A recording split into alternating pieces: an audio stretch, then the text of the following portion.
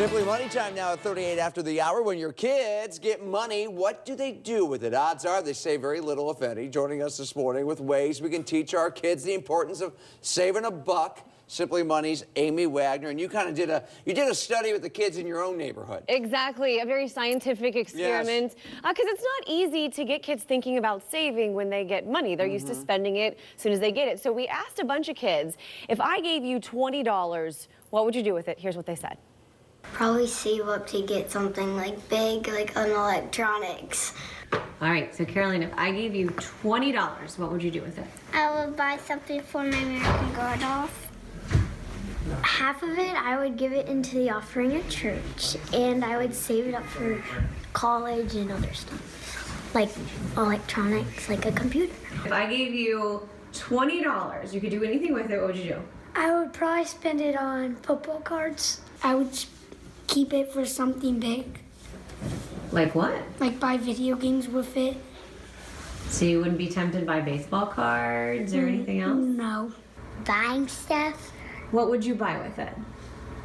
American Girl doll. What would you do with $20? I would spend it on clothes.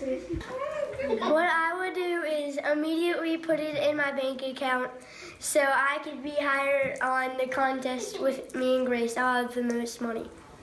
So now, those are your children. So yeah, I was gonna say, yes. well, the last little guy is mine. Yeah. And we opened up savings accounts for our kids last year. And we didn't try to make it a competition, but of course it ended up that way. So now whenever my kids get even a penny, they want to put it in their savings account because they want more money than their sibling has. So that's kind of worked out that way. And if it comes to a point, where, okay, you want that video game, it's the parent's discretion. If it's in the savings, okay, that's in your savings account. You can dive into there. Well, and I think the goal has to be making kids understand short-term versus long-term goals. I mean, that instant gratification. A lot of those kids said, okay, video games and things like that, American Girl doll, we have to save up. So one of the things that you could do right now is to get envelopes or jars for kids and even have them draw pictures of what they want, but make sure that some of those goals might be short-term and some of them are more longer-term if it's an electronic or something like that. Then they put money in there. In those envelopes. In those envelopes or in those jars and see how that money grows over time. Another great idea would be like a savings chart.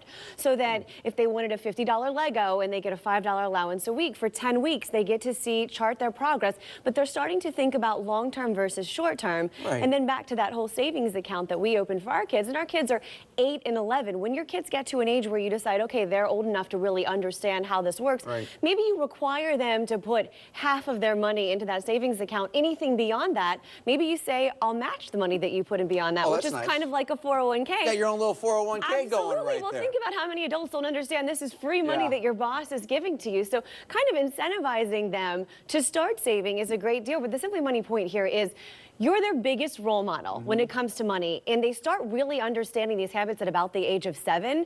So if you're constantly going after that next thing, whatever it is, and they don't see you saving for those long-term goals like vacation or college or retirement, they're going to take a page from you.